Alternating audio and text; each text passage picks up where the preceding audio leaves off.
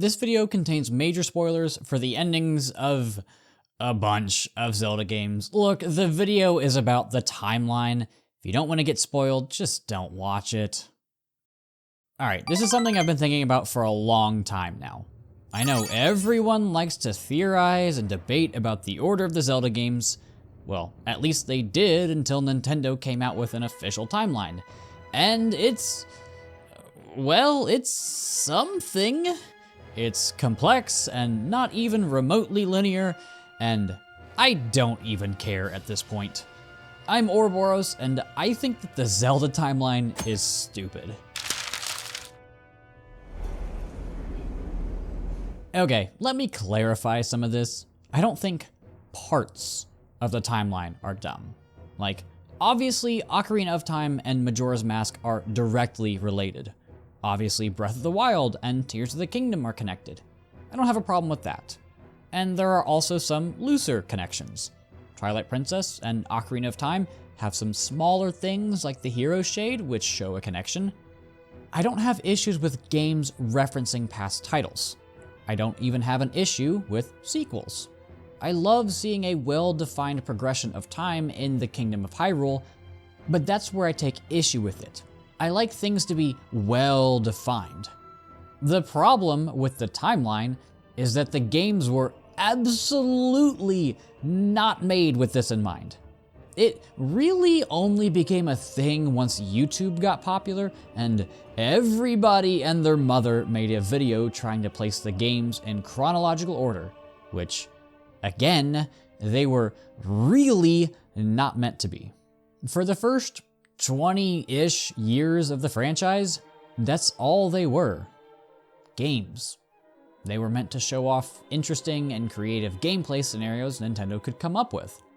It's always been one of their darling franchises that they take their time on. And so, the story always took a bit of a backseat.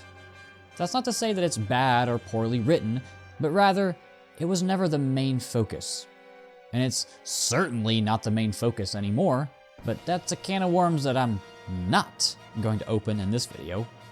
So we have all of these games, and while some of them are connected, they each have their own, mostly self-contained story. They have recurring characters because they're just fun to see from title to title, but many of them have radically different settings. Some take place during the height of the kingdom, some take place after it has fallen, some of them don't even take place in Hyrule. And now everyone is trying to be like this psychotic conspiracy theorist connecting the games, when in reality, most of them were never connected to begin with. So people do their thing, and now we have this split timeline. One where the hero of time goes back and prevents Ganon from entering the Sacred Realm. You know, what actually happens at the end of Ocarina of Time, and one where he doesn't go back and Hyrule gets rebuilt after Ganon is sealed away. Which, straight up, doesn't happen in the game? And then now there's this third branch of the timeline where Link dying is canonical? Huh? Excuse me? When has a game over screen ever been an option as one of the endings? It's such a stupid concept. So now we have three branches of a timeline that shouldn't have existed in the first place, and two of those branches don't even make sense within the endings that Nintendo actually made. It's like they're going back on past decisions, and that feels really disrespectful to the original team members who wrote those endings.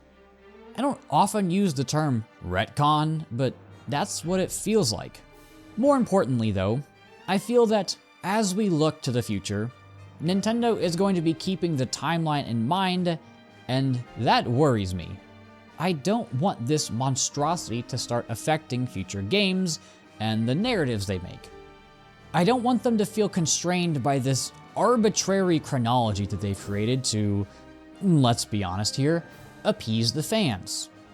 I've heard that having a strict canon is way more of a big deal for Western audiences, and it's not really a thing in the East, but I can't say that for certain since, you know, don't live there. I know this probably won't ever happen, especially because Nintendo hasn't seemed to have let it affect the narratives of Breath of the Wild and Tears of the Kingdom, but it's still a concern that I have. You could probably say that Breath of the Wild wasn't affected by it at all, but it was also in development for a long time, so they probably already were underway writing the story by the time the official timeline came out.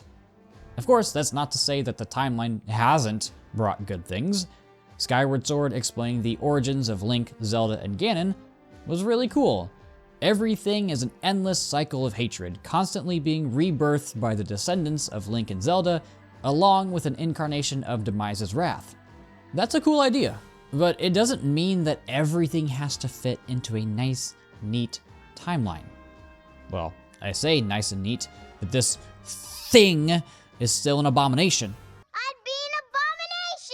Those are the moments where I feel like Nintendo can pull from this series' legacy. And I really think that's what they intend to do, but since I don't have an uncle who works at Nintendo, again, I can't say for certain. That kind of brings me to my last point.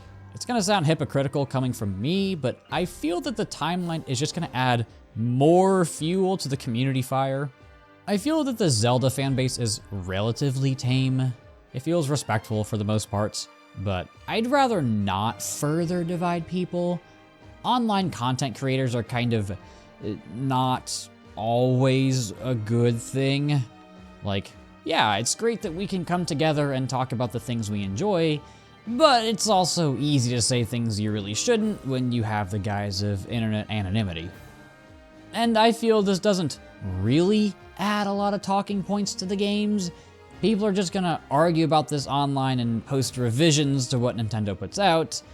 Again, I know these points are pretty nitpicky, and some might even be more speculative, but it's something that I've had in the back of my mind since playing Skyward Sword HD, which was already a contentious game to begin with, and Breath of the Wild, and Tears of the Kingdom. So let's just not pile on more controversial decisions. And if you don't agree with me, that's fine. I really don't have a problem with that. I don't want to come across as the complaining and negative creator. That's never really been my style, but I felt like I had to make this. I think they should have just never released an official timeline. It's easy to connect some of the stories and just let the rest stay as standalone experiences. Kind of like how Final Fantasy does it. No one really thinks that they have to play the first 15 games in the series to understand the newest one. Plus, all the titles are different. You can pretty much get away with playing the games in any order with the exception of a select few. That's what's always been great. I can go in with blind expectations with each game. I either get to enjoy a whole new story, or I can put some of the pieces together myself. It's the thrill of discovery that's so integral to the first game, and also the newest too. There's not much we can do about this now, the cat's kind of out of the box, and there's no changing the official timeline. Maybe Nintendo will just let it die and we can go back to just enjoying the games for what they are. I think we put too much of an emphasis on canon. It doesn't really matter in the end, they're just a bunch of games. More importantly though, I don't want it to constrain Nintendo in the future. I don't want them beholden to an arbitrary series of events that could further divide the community. I guess only time will tell what happens next. Thanks for watching.